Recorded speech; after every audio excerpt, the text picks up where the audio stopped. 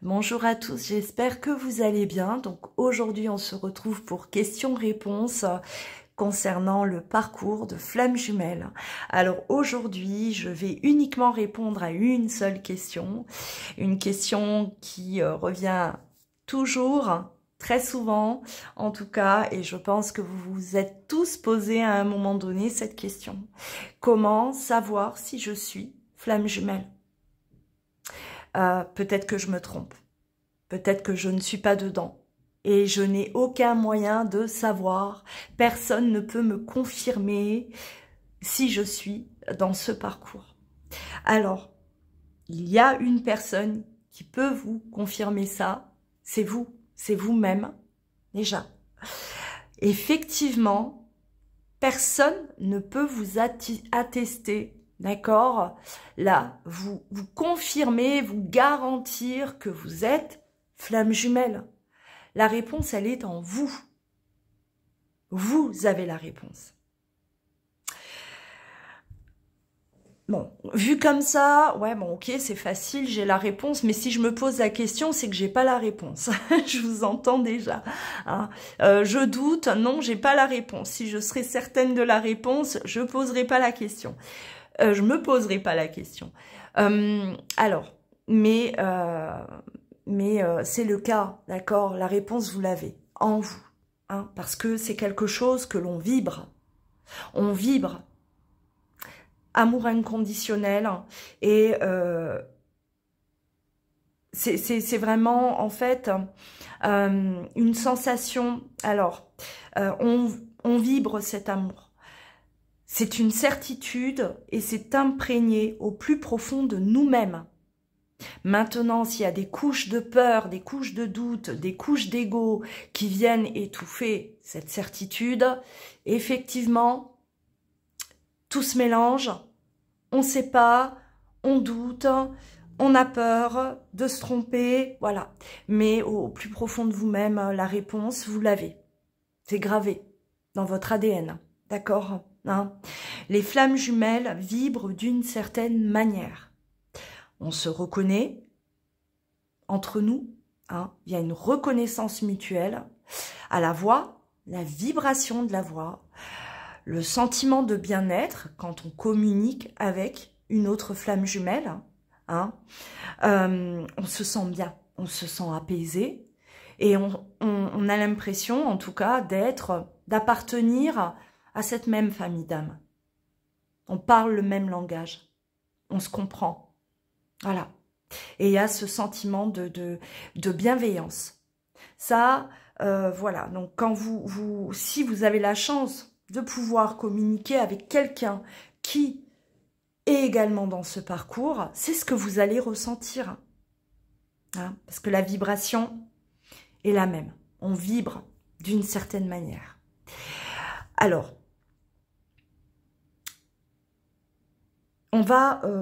je vais rapidement vous énumérer les étapes, d'accord, que l'on traverse, que l'on va expérimenter dans ce parcours.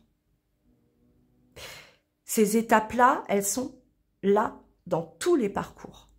Absolument tous. Chaque parcours est différent, chaque parcours est unique, chaque histoire est différente. Mais par contre, les étapes, elles sont là, pour tout le monde. Hein. C'est-à-dire, alors je vais les énumérer, mais sans approfondir, sans rentrer voilà, dans les détails, parce que j'ai d'autres vidéos que j'ai faites à ce sujet. Vous pourrez aller les visionner si c'est pas fait. On aura la reconnaissance, la reconnexion. On reconnaît l'autre. Il y a quelque chose là, voilà, qui vous frappe de plein fouet et il y a cette reconnexion. Hein. Avant ça, alors la reconnexion, attention, reconnexion, ce n'est pas un coup de foudre. C'est pas vécu comme ça. C'est pas un coup de foudre. Le coup de foudre, c'est différent. Le coup de foudre, c'est on va voilà, croiser le regard de quelqu'un et hop, on tombe sous le charme, c'est la passion, on craque, on ne peut pas résister l'un à l'autre.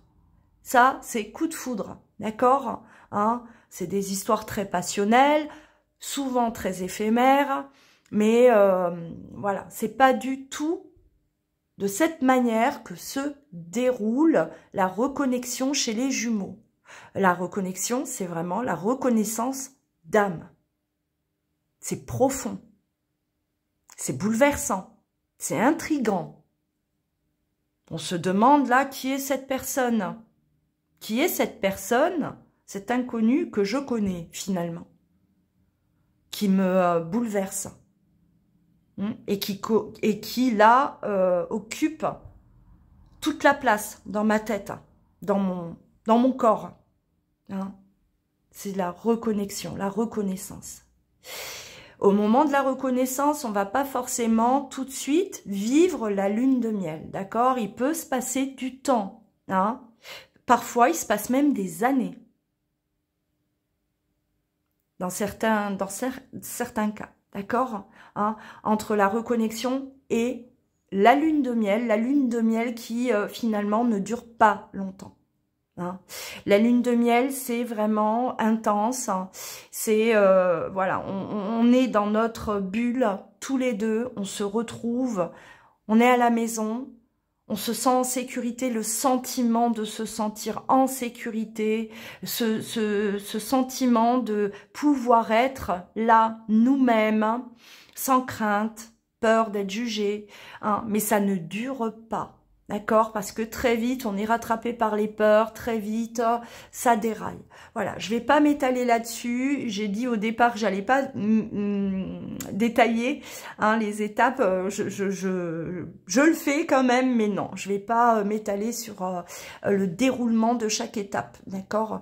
Hein, mais ça, c'est vraiment déjà là, les 2 premières étapes que l'on va vivre. La plus importante, la plus souffrante, celle qu'on aimerait qu'elle n'existe pas, hein.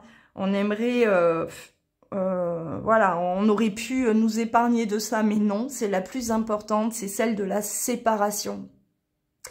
La séparation, alors là, la séparation, j'ai envie de vous dire révélation, parce que avant cette séparation, on n'est pas, alors on s'est reconnu, on sait que cette personne, c'est la personne de notre vie, c'est le grand amour de notre vie, mais on n'est pas conscient de tout le reste, d'accord?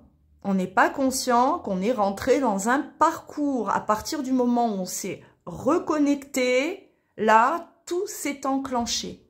Hein. C'est après séparation qu'on va prendre conscience de ce que l'on est en train de vivre.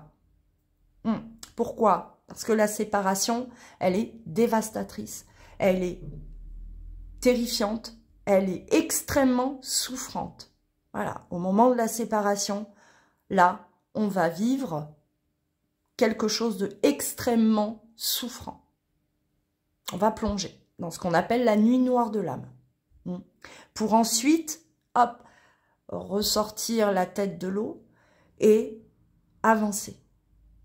S'éloigner petit à petit de cette souffrance. On va commencer à prendre conscience de certaines choses, conscientiser également le lien, d'accord? On va conscientiser, on va comprendre ce que l'on est en train de vivre. Ça viendra à vous naturellement, hein? On va tomber par hasard sur un article, on va écouter quelqu'un, et ce quelqu'un qui sera en train d'expliquer, de parler du parcours, ça va grandement vous interpeller, parce que, ben oui, hein, votre âme, là, elle veut à ce moment-là que vous soyez vraiment attentif à ce qui est en train d'être dit, et on va se reconnaître dans tout ça, d'accord? On va par la suite prendre conscience également de nos blessures. Voilà, on va faire le lien. Tout est lié, tout est lié, tout est orchestré à la perfection dans ce parcours. D'accord? C'est ce que vous devez vivre, expérimenter, retrouver, hein. Voilà, c'est, j'ai compris au moment de la séparation, voilà ce que j'ai, là, qu'est-ce qui m'a fait le plus mal. Je me suis sentie abandonnée, je me suis sentie rejetée, je me suis sentie humiliée. On va faire le lien de tout ce qu'on a vécu, d'accord? Parce que tout est lié. Et après, plus loin, hein, voilà, on va remonter, on va faire une étude de notre transgénérationnel également, parce que également, ça rejoint, hein, on va retrouver, voilà, des similitudes, des histoires de famille qui ressemblent de près à notre situation. On va, voilà, tout ça, c'est un processus qui se met en place au fur et à mesure du temps qui passe.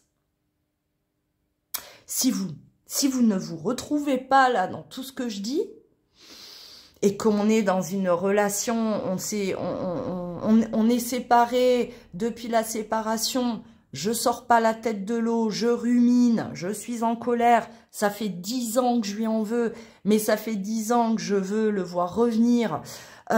Si vous êtes dans ça, on n'est pas du tout dans un lien d'âme. Mais absolument pas. Et là, par contre, on peut vous le confirmer. Là, par contre, si vous voulez l'entendre, vous êtes prêt à l'accepter, on peut vous le confirmer.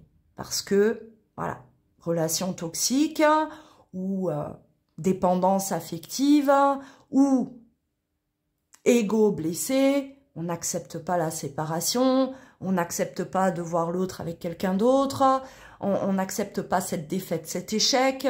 Voilà, là, on est dans du toxique. Hein? On n'est pas dans ce parcours.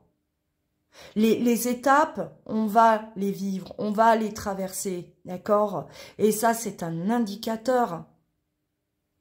Voilà, mais, je le rappelle, la réponse, vous l'avez en vous. Parce qu'on vibre d'une certaine manière. Hein? On vibre d'une certaine manière, on vibre amour inconditionnel. C'est l'amour inconditionnel qui circule entre vous et votre jumeau. Essentiellement. Parce que ce qui circule aussi derrière, c'est les peurs, d'accord, hein, les peurs, là, les blessures qui vibrent, qui sont là, bien sûr, mais l'amour inconditionnel, c'est ce qui vibre le plus fort. Là. Et c'est ce qui vous accompagne, d'ailleurs, tout le long. Tout le long, sans vous lâcher. L'amour, il est là. On aime l'autre inconditionnellement. On apprend, on continue d'aimer l'autre inconditionnellement, malgré l'absence. Malgré la non-communication. Malgré ce qui s'est passé. D'accord? Et quand je parle d'amour inconditionnel, c'est le vrai amour. Hein? C'est aimer, on l'aime. Voilà. Il n'est pas là, elle n'est pas là, mais je l'aime et je sais que je l'aimerai toujours. Peu importe ce qui se passera par la suite. C'est vraiment quelqu'un que j'aimerai à vie, à jamais. Et ça, c'est une certitude. On a cette certitude-là d'aimer et de continuer à aimer cette personne pour toujours. On le sait, c'est comme ça qu'on le vit. C'est pas « je l'aime, mais je le déteste, hein. Je le haïs, lui. J'espère qu'il va payer. » Moi, des discours comme ça vibre pas du tout en moi. Hein. Ça résonne pas du tout. Là... hop, de l'autre côté. Vous n'y êtes pas. Vous n'y êtes pas, vraiment. Souhaiter du mal à son jumeau, non. On lui souhaite d'être bien. On lui souhaite d'être en bonne santé. On lui souhaite de grandir, de se guérir. Voilà. C'est les pensées d'une personne qui vit ça. Pas le contraire. Ça, je sais que, voilà, je vais peut-être faire réagir certains d'entre vous. Oui, mais on peut pas tolérer des comportements toxiques, je lui en veux. Alors, on ne peut pas tolérer des comportements toxiques. Non, bien sûr que non. Et le danger, il est là. C'est que beaucoup confondent relations toxiques à parcours flamme jumelle. Voilà, le problème, il est là. Et dans les commentaires, de toute façon, je le vois. La manière dont on écrit, la manière dont on s'exprime, voilà, je comprends très vite qu'on est dans une relation toxique. Et on n'est pas dans un lien d'âme, un lien d'amour inconditionnel. On n'y est pas. Donc, ne pas confondre, s'il vous plaît. À un moment donné, il faut vraiment, là, limite se faire violence. C'est pas grave si vous avez cru pendant 2 ans, 6 mois, que vous étiez liés de cette manière, alors que finalement, non. Là, voilà, il faut soyez sincère, honnête avec vous-même. Là, si ce que je vous dis, c'est pas ce que vous vivez, c'est pas ce que vous avez là expérimenté. Voilà, essayez voilà, chercher une autre piste ailleurs. Mais vous n'y êtes pas. C'est... alors, je ne peux pas tolérer de toxicité, il a été violent. Alors déjà, la violence physique entre les jumeaux, ça n'existe pas. Et j'insiste, hein. Ça n'existe pas. Faut pas trouver d'excuses. Il a été violent parce que, voilà, c'est ses blessures. Non, il n'y a pas de violence physique entre les jumeaux. On peut parler de violence psychologique, parce qu'il y a de la souffrance. Il m'a mal parlé, il m'a rejeté comme une malpropre. Oui, c'est une forme de violence, mais là, dans le cas ce qui concerne les jumeaux d'âme, on fait mal à l'autre parce que nous-mêmes, on est en extrême souffrance, d'accord? Et que on va là adopter un comportement qui est déjà toxique pour nous-mêmes. Alors forcément, l'autre, il va ramasser, d'accord? Mais on n'aura jamais de violence physique, de traitement là, de traiter l'autre comme un malpropre, le prendre, le jeter, un grand manque de considération, un grand manque de respect, des insultes, enfin tout ça, ça n'existe pas. Même si vous avez vécu des épisodes compliqués dans votre parcours, séparation difficile,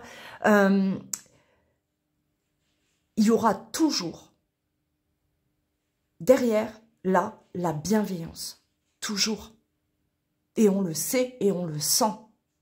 Si l'autre, il vous a dégagé, il vous a rejeté, ça s'est mal passé, il a dit des choses dures, parce que lui-même était en grande souffrance à ce moment-là. D'accord? Au moment de la séparation, les deux vont souffrir, hein. Les deux. Alors, il y en a un qui va souffrir en direct et aux yeux de tous, d'accord? Tout le monde va voir que, ça y est, c'est la souffrance extrême. L'autre, celui qui fuit, il va camoufler sa souffrance, hein. D'accord? Il va la camoufler. Il va pas la s'effondrer devant tout le monde, tomber en burn-out. Non, lui, il va cacher. Il va faire comme, voilà, comme si de rien n'était. Il va continuer, là, faire semblant de vivre normalement, semblant d'être heureux, semblant d'avoir pris la bonne décision. Enfin, voilà. Mais à l'intérieur, enfin, il est dans le même état que vous. D'accord? Mais vraiment, là, c'est camouflé, hein.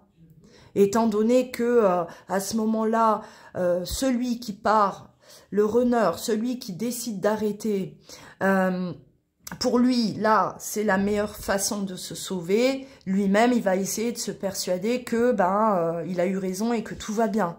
D'accord? Mais à l'intérieur, c'est un carnage. On n'est pas dans une relation où la personne, elle vous fait du mal volontairement et elle vit sa meilleure vie. Parce que là, vous êtes face à vraiment quelqu'un de toxique. Et sauf qui peut, hein, sauvez-vous de ça. Sortez de là. Si vous vous aimez, si vous avez de l'estime pour vous, sortez de ces relations-là. Elles ne vous apporteront absolument rien du tout. Surtout si vous pensez vivre autre chose, d'accord, hein, quelque chose de plus grand. Non, il n'y a pas de grand quand on est face à de la violence, face à quelqu'un qui vous manque totalement de respect. On n'est pas dans quelque chose de grand. Hein. On est face à quelque chose d'extrêmement petit. Voilà.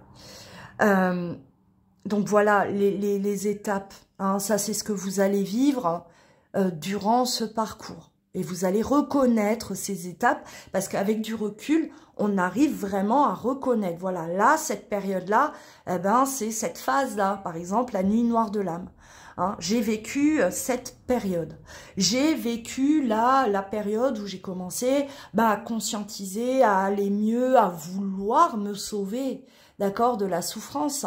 On a besoin on se sent poussé de toute façon à aller mieux, parce qu'on se sent vraiment poussé. Là aussi, vous arrivez à reconnaître les périodes, d'accord, hein, voilà. Et ça vous montre que là, vous êtes dans un processus, effectivement. Et même si vous êtes vous vivez une longue séparation, même si ça fait des années que vous êtes séparés, des années que vous avez plus vu ou parlé à l'autre, si vous reconnaissez ces étapes et que vous baignez dans cet amour et que voilà les pensées que vous avez pour votre autre, hein, vous lui souhaitez bien sûr le meilleur, vous souhaitez le meilleur, vous l'aimez cette personne, vous continuez à l'aimer, vous savez que vous allez continuer à l'aimer, là, hein, on est bon, d'accord? Vous avez cette réponse en vous. Et mais soyez vraiment, soyez sincère avec vous-même. Hein. Moi, j'ai des personnes qui viennent vers moi. Voilà, elles le disent pas ouvertement, mais elles attendent que je leur dise que je confirme quelque chose. Hein. Je ressens le désespoir chez ces personnes. Elles vivent quelque chose de toxique, mais elles ont cet espoir-là, elles ont vraiment besoin d'entendre que on leur dise ah, ce que vous vivez, ben c'est beau, c'est grand amour, c'est et non, non, d'accord, hein, on peut pas vous dire vous êtes flamme jumelle si vous êtes dans quelque chose de toxique.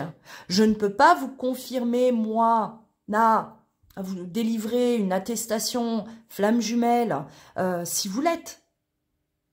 Si vous l'êtes, eh ben on va parler du parcours. Voilà. Au fur et à mesure de la guidance, de toute façon, ça deviendra très clair. Et de nos échanges.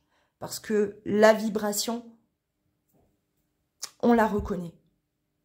Cette vibration-là, on la reconnaît. Ça, c'est... toutes les personnes qui vivent ce parcours, qui sont là pour vous accompagner, elles sont toutes du même avis que moi, de toute façon. On se reconnaît. On reconnaît la vibration d'une flamme jumelle. Et ça, oui.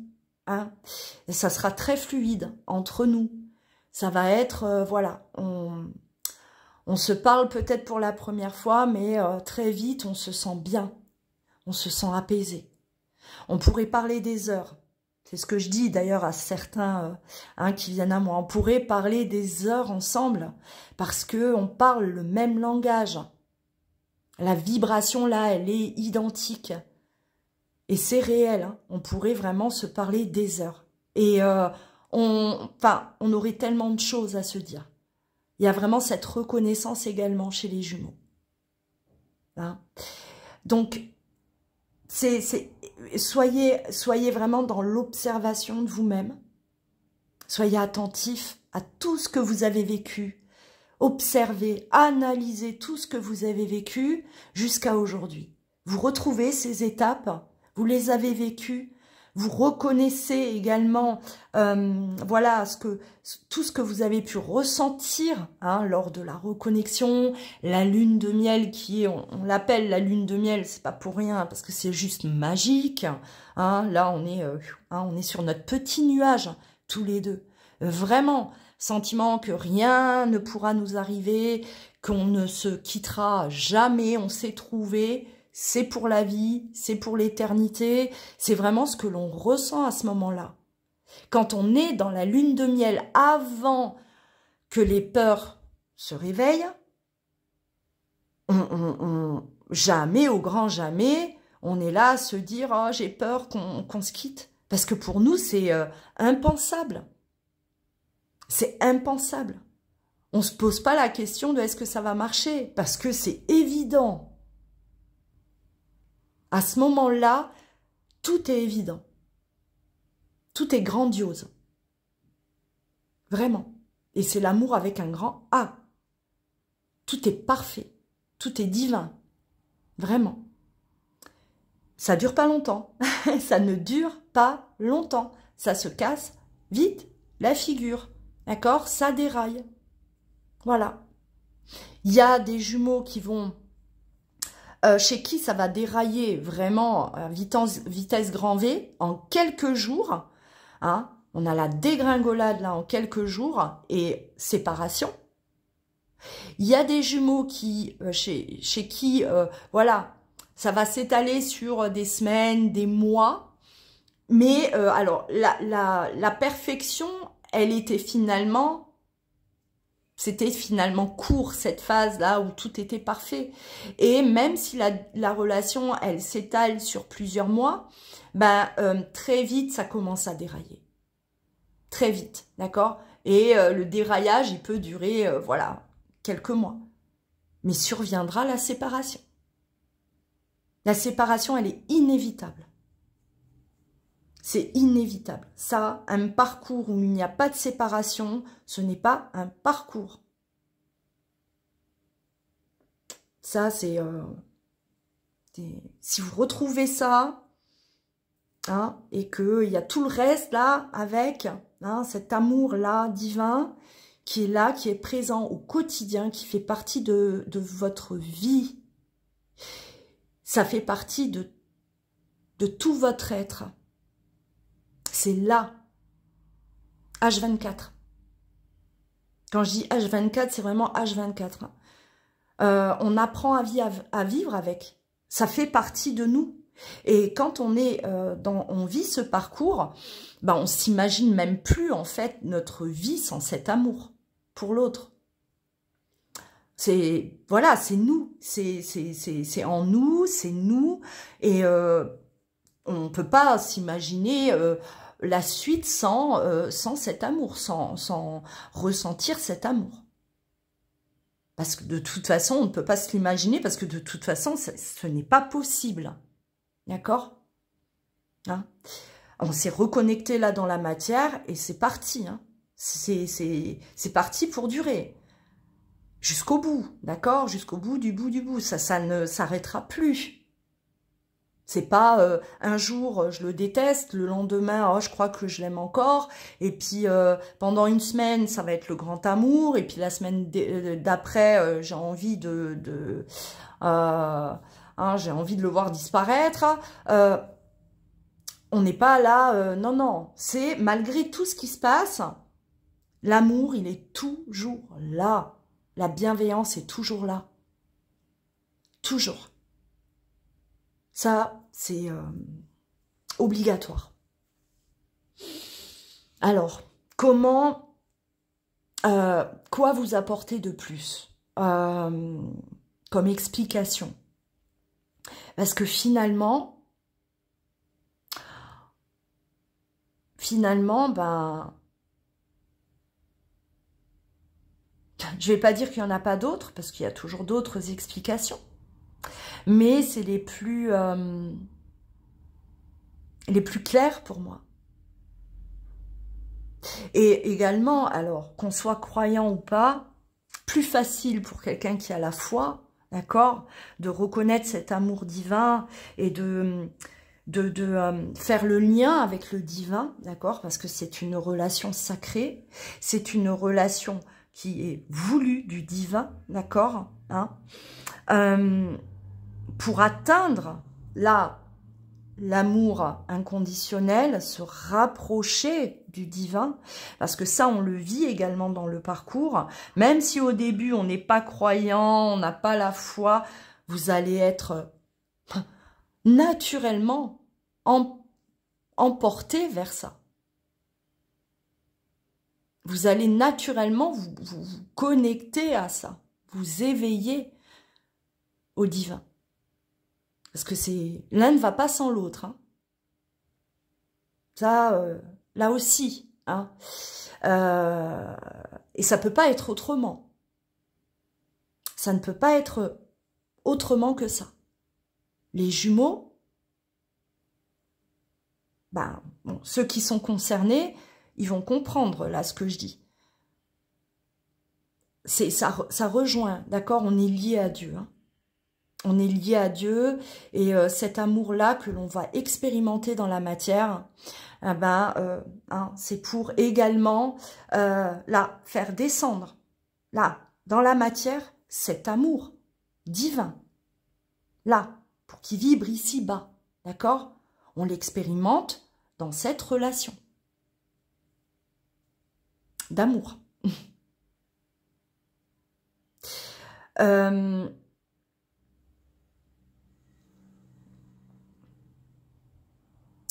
Oui, il y avait aussi un point que je voulais juste aborder. C'est quelqu'un qui m'en a parlé il n'y a pas si longtemps et je voulais justement profiter de cette vidéo pour... Oui, voilà. Cette personne, voilà, m'expliquait sa situation et elle me disait que c'était sa flamme jumelle. Mais que ils étaient amis.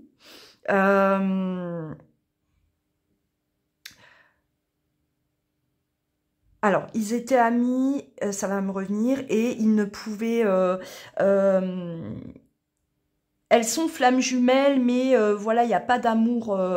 on n'est pas amoureux, et il n'y aura jamais de relation amoureuse, c'est très clair entre nous, mais voilà, c'est ma flamme jumelle. Alors là, non plus. Bon, moi, je lui ai apporté mes explications. Je sais pas, peut-être qu'elle va là aujourd'hui m'entendre, mais comme ça lui permettra d'entendre à nouveau mes explications. La relation, on est flamme jumelle. On est flamme jumelle et on ne peut que vivre une relation amoureuse avec sa flamme jumelle. Ça ne peut que être une relation amoureuse, d'accord? Ça peut pas être une autre relation. On ne peut pas être flamme jumelle avec sa mère, avec son père, avec son enfant, avec son meilleur ami, d'accord? Hein? Les jumeaux vont expérimenter la relation d'amour, du couple sacré. Ils incarnent le couple sacré. Donc, il n'y a pas de... voilà, je suis flamme jumelle avec mon père ou mon fils. Non, ça n'existe pas. Vous n'êtes pas dedans, d'accord? Vous pouvez avoir un lien d'âme. Hein, vous pouvez être âme sœur. Oui, là oui. Notre enfant peut être une de nos âmes sœurs. Votre père, votre mère peut être une âme sœur. Ça va être un lien, on va ressentir effectivement la différence, contrairement à une autre, voilà, une relation normale. on sent qu'il y a quelque chose de fort, de fusionnel, c'est fort, on s'aime, voilà, on s'aime tel que l'on est, on s'accepte tel que l'on est. Il y a vraiment une fusion, hein, on est très très lié à cette personne. On sera âme sœur, mais on n'est pas flamme jumelle, d'accord, hein?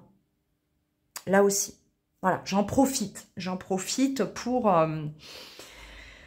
donner cette précision-là, parce que je sais que, voilà, cette personne, je l'ai eue il y a quelques jours, mais j'en ai déjà eu d'autres. J'en ai déjà eu d'autres, voilà, qui pensaient vivre, être flamme jumelle avec, un membre de la famille, voilà, un père, un frère. Alors, attention, je n'écarte pas la possibilité d'être flamme jumelle, et c'est déjà arrivé, j'ai déjà vu des cas, hein, flamme jumelle avec un cousin, une cousine, d'accord? Ça, j'ai déjà vu des cas, hein. Ou d'ailleurs, bon, ça portait beaucoup à confusion chez ces personnes parce qu'elles pensaient plus à un lien karmique, quelque chose... bon, la relation flamme jumelle, il y a du karmique, hein, d'accord, hein, on s'est déjà croisés, on a déjà expérimenté des choses, des vies ensemble, hein, mais voilà, ça portait à confusion parce que il y avait ce lien de sang également, hein. Mais à partir du moment où on vit la relation amoureuse, on incarne ce couple sacré, oui, hein, c'est déjà arrivé, voilà.